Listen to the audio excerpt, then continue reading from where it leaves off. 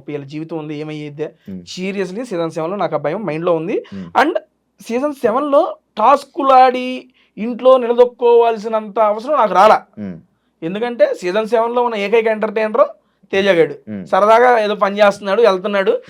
ఓపెన్గా చెప్తున్నా, సీజన్ 7లో నేను అన్ని వారాలు సస్టైన్ అవ్వడానికి నా వాక్చాతుర్యమే కారణం. సరదా చేసిన ఫన్ను జనాలకు నచ్చింది, అన్ని వారాలు సస్టైన్ చేశారు, చాలది నాకు.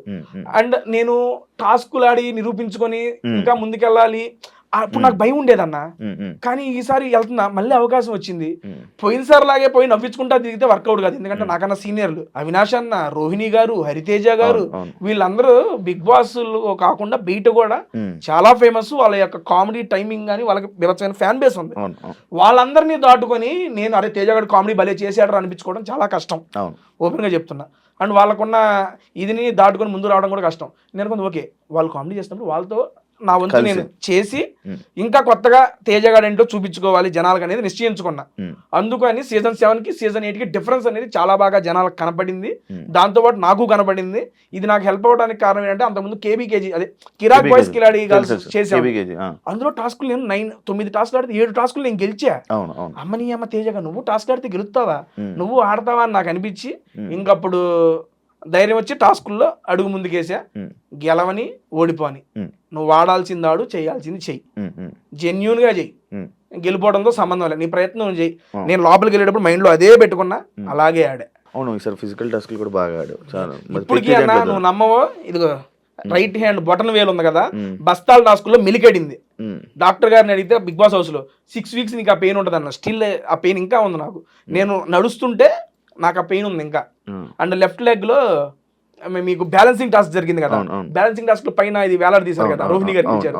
ఆ బ్యాలెన్సింగ్ టాస్క్ ది సారీ ఇక్కడ తగిలింది. ఇప్పుడు 2 కాళ్ళు నేను నడుస్తున్నా, ఒకటి బొటన్ వేలు నొప్పి, ఇదేమో ఇక్కడ మడవ నొప్పి, రెండు నొప్పులు నడుస్తుంది. 3 సంవత్సరాలు అయింది నాకు ఇక్కడ ఉంది ఇంకా పెయిన్. 4 సంవత్సరాలు నేను వీటికి భయపడ్డా ఒకనొక సీజన్ లో. ఈసారి భయమేలే, ఏదైతే అదేదో దూకినా సాటిస్ఫాక్షన్ గా బయటకు వచ్చా. నీకు కంటెస్టెంట్స్ లో ఏమైనా డిఫరెన్స్ అనిపించిందా? లైక్ ఇప్పుడు ఒక 7లో కంటెస్టెంట్ చూస్తే ఇలా ఉండాలి, మనం ఇలా మాట్లాడాలి, ఇలాగ ఆడాలి, ఇలా ఉంటుంది. సీజన్ 8లో కూడా అలా నీకు ఏమైనా డిఫరెన్స్? ఎందుకంటే కంటెస్టెంట్సే కాదు, పర్సన్ టు పర్సన్ కూడా చేంజ్. ఎందుకంటే సీజన్ 7లో తేజగాడికి, సీజన్ 8లో తేజగాడికి మార్పు ఉంది.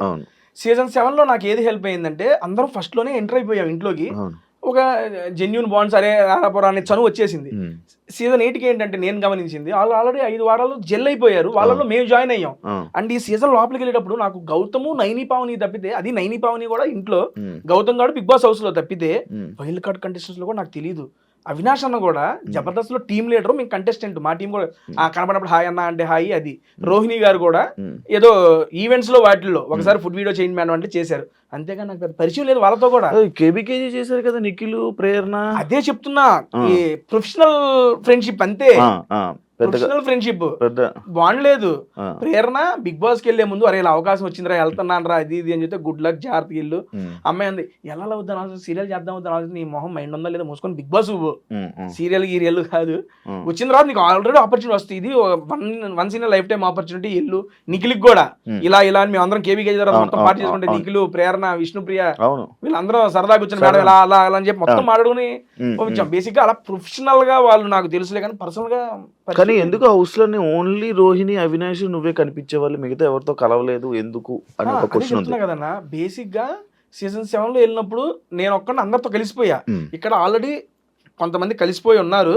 అండ్ బిగ్ బాస్ నన్ను ఈ సీజన్ కి ఎందుకు చేసుకున్నారనేది మా ఉద్దేశం అంటే ఎంటర్టైన్మెంట్ కోసం తీసుకున్నారు. It's clear. నేను కానీ, రోహిణి కానీ, అవినాష్ కానీ అన్లిమిటెడ్ ఎంటర్టైన్మెంట్ పెట్టారు, వీళ్ళ నుండి ఎంటర్టైన్మెంట్ ఎక్స్పెక్ట్ చేస్తున్నారు కాబట్టి మమ్మల్ని అక్కడ తీసుకెళ్లారు. అటువంటి ఎంటర్టైన్మెంట్ మేము ఇవ్వాల్సినప్పుడు నేను ఎవరితో చేయాలి ఎంటర్టైన్మెంట్? రోహిణి, అవినాష్ తో చేయాలి. మా అందరం తీసుకొచ్చి ఒకే రూమ్ లో వేసారు. నేను, గౌతమ్ గారు సేమ్ బెడ్, గంగవ్వ, రోహిణి, మెహబూబు, అవినాష్, మేమందరం ఒకే రూమ్. బేసిక్ గా మీరు కూడా బిగ్ బాస్కి వెళ్ళొచ్చారు, మనకి బిగ్ బాస్ పొద్దునంతా టాస్క్లు ఏ వారం నడుస్తాయి, నైట్ పూట ఏముంటాయి మన గురించి మాట్లాడుకోవడం, సొల్లు సోది ఏదో నడుస్తా ఉంటది, కూర్చోబెట్టారే అదిరా ఇదిరా అనుకుంటా ఆ రకంగా బాండింగ్ అనేది క్రియేట్ అయింది. అది కాకుండా వెళ్ళటం ఫస్ట్ వీక్ ఇచ్చింది ఏంటి, బీబీ హోటల్ టాస్క్ ఇచ్చారు. బీబీ హోటల్ టాస్క్ అంటే ఎంటర్టైన్మెంట్ టాస్క్. ఎంటర్టైన్మెంట్ టాస్క్ ఎవరితో చేయాలి? నేను, అవినాష్ అన్న అసిస్టెంట్. ఫస్ట్ నాకు ఫుడ్ బ్లాగర్ ఇచ్చారు, అది వర్కౌట్ కాలేదని చెప్పి మార్చారు, మళ్ళీ అవినాష్ అన్న అసిస్టెంట్. సీరియస్లీ ఇన్నేళ్లలో నాకు ఎప్పుడు క్రియేట్ కానీ ఒక బాండు అవినాష్ అన్నతో ఈ ఒక్క సీజన్ 8 weeks లో ఫామ్ అయిందన్న ఈ 2 నెలల్లో.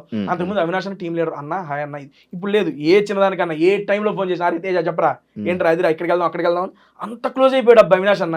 నేను ఎక్స్పెక్టే చేయాలి లోపలికి వెళ్ళేటప్పుడు కూడా అవినాష్ అన్న సీనియర్ మరి ఏమైందో ఏంటో ఆ సెన్స్ లోనే ఉన్నా కానీ భలే కలిసిపోయాడు.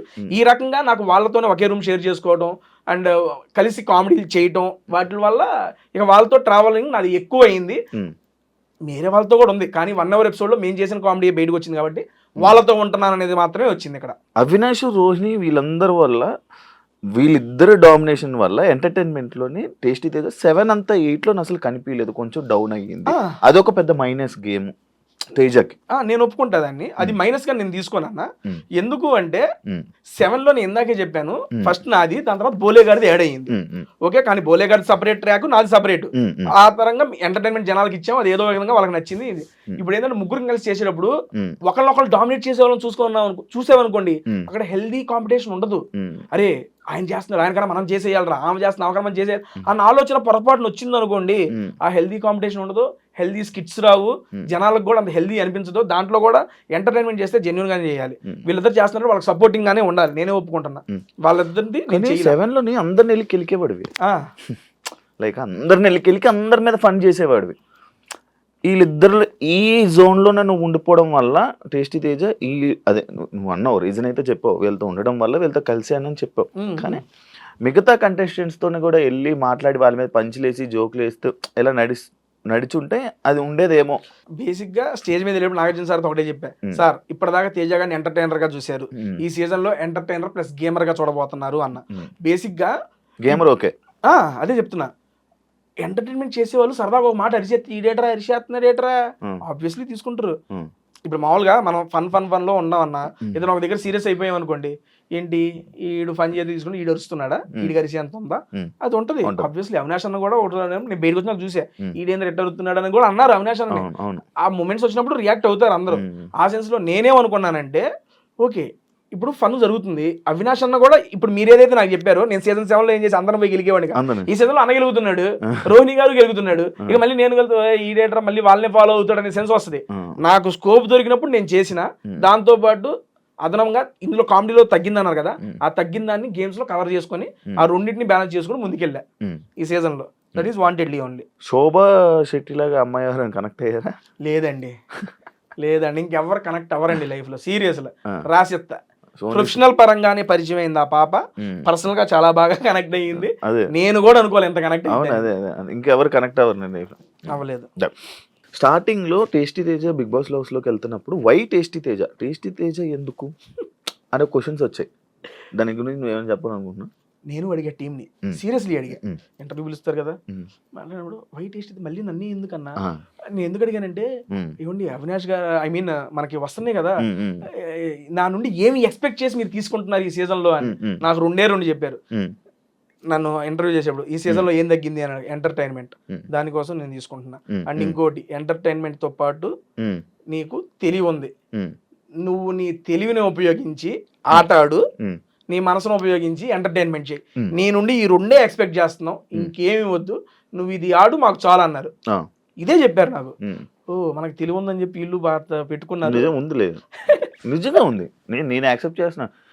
నేను ఒక 2-3 డిస్కషన్స్ లోనే నేను మా వాళ్ళతో చెప్తాను, ఎలా భలే గెస్ట్ చేస్తున్నాడా, మన చేతికి చెప్పాను, నేను చాలాసార్లు చెప్పాను, చాలా మంది చెప్పారు భలే గెస్ట్ చేస్తున్నాడు అని. బిగ్ బాస్ టీమ్ కూడా స్టన్ అయిందంట, ఏంటి తేజ నువ్వు వాట్ ఈస్ బజర్ కొట్టారు కూడా, బజర్ కొట్టి కొడుకు 2 కొడుకులు 4 కొడుకులు 2 చెప్పా. అవును చెప్పేం కానీ అర్థం కాల టీం కూడా, ఐ మీన్ మన వాళ్ళకి నిజంగా ఒకరి దాంతో ఎక్స్ప్లెయిన్ చేసా. వాళ్ళ టీం ముందే అనుకున్నారంట తేజ ఏదైనా చెబుతాడు, ఇది చెప్పలేడు అనుకున్నారంట. చెప్పలేడు అని చెప్పి నేను రాగాలి అదే క్వశ్చన్ వాంటెడ్ గా అడిగారంట, తేజ గడి చెబుతాడా లేదా అని.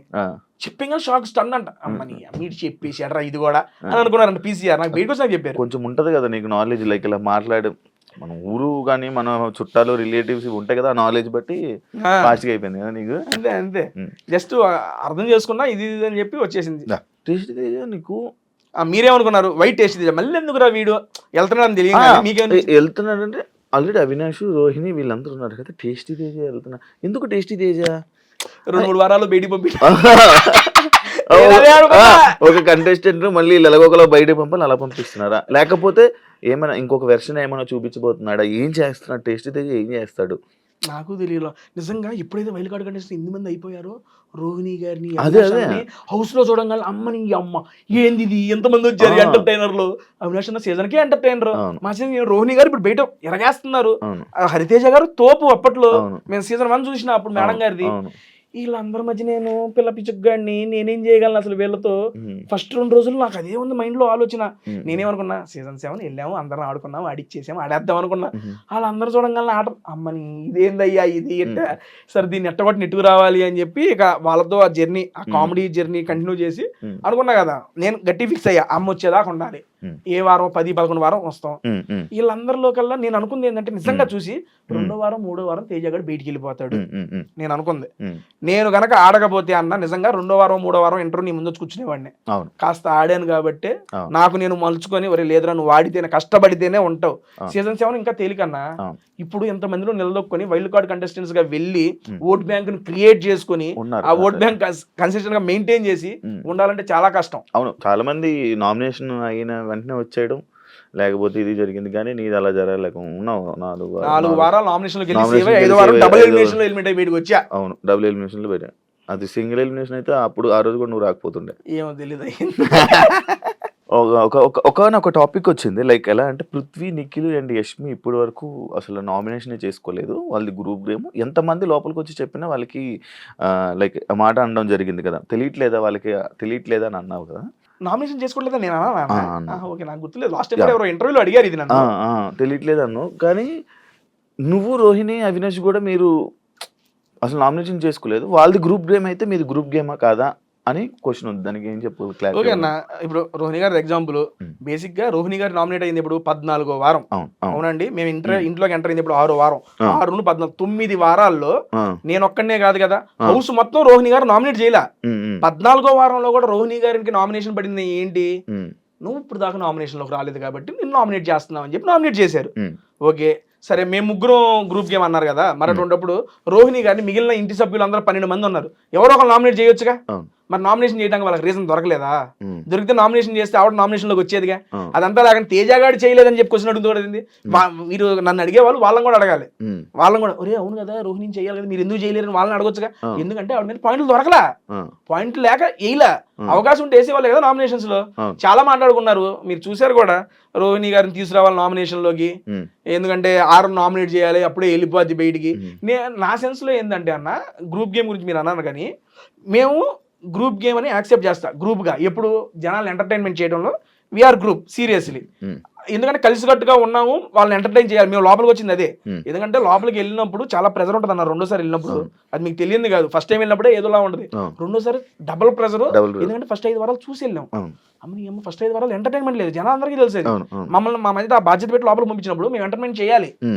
అది ప్లస్ అయినా మైనస్ అయినా మంచిగా వాళ్ళని నవ్వించాలి, మనం వచ్చిన పని పూర్తి చేయాలి. అదే మేము అనుకుంది. బేసిక్ గా అక్కడికి వెళ్ళాం కాబట్టి బిగ్ బాస్ కూడా మా ముగ్గురికి కలిపి టాస్క్ ఇవ్వడం స్టార్ట్ చేశాడు. అవినాష్ మీరు ఇది, రోహిణి మీరు ఇది, వాళ్ళిద్దరు చేస్తున్నప్పుడు వాళ్ళకి అండగా నేను, అన్న ఇది ఇలా చేద్దాం ఇలా చేద్దాం అనుకొని ఆ రకంగా మీకు ఆ 3 సర్కిల్లో అలా కనపడింది. ఇప్పుడు ఆ రకంగా చూసుకుంటే రోహిణి గారు సూట్ కేసు ప్రేరణకి ఇచ్చారు, నాకు ఇలా.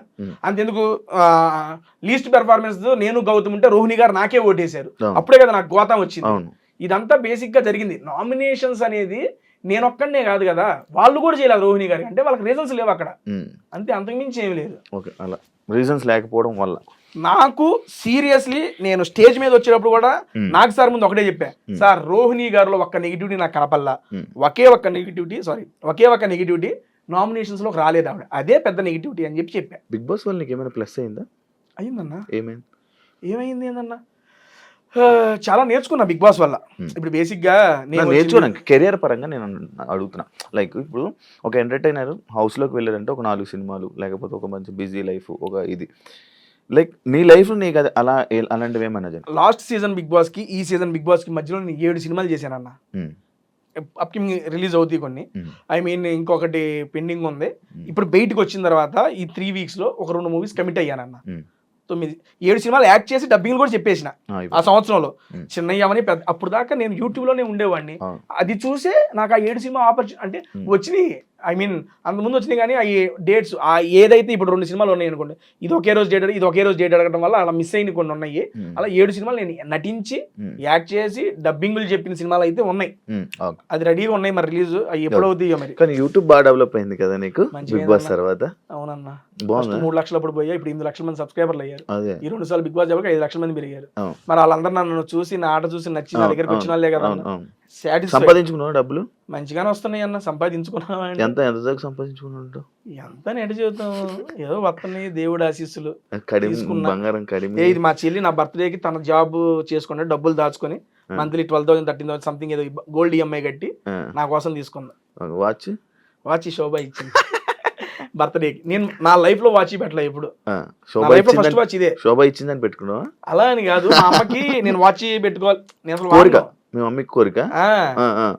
ఎప్పుడు ఎక్కడికి వెళ్ళినా అది తీసుకో వాచ్, ఏ పోవా నాకు వద్దే.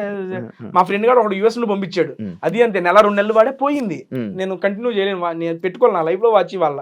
ఇక అది ఇచ్చింది దగ్గర ఆల్మోస్ట్ నేను ఎక్కడ బయటకు వెళ్తున్నా పెడుతున్నా వాచ్. ఏదో ఉంటదిగా సరదాగా అట్ట పక్కనే. టేస్ట్ మాస్ గార్డ్ అని ఎందుకన్నారు? అది నాకే తెలియదు అన్న, మీరు చెప్పాలి బయట చూసి. నాకు బయటకు వచ్చే బయటికి మాస్ గడ్ అంటే ఎందుకు తిడుతున్నారో పుడుతున్నారో అర్థం కాలా. తర్వాత కామెంట్స్ అవి చూసిన తర్వాత బేసిక్ గా నాకు నేను పర్సనల్ గా చాలా సాటిస్ఫై అయ్యా. ఈ సీజన్ లో ఒక ప్రోమో కింద 6,000 కామెంట్లు ఉంటే దాన్ని మొత్తం మాస్గడ్ తేజ గేమ్ చేంజర్ తేజ ఊపడేశారు.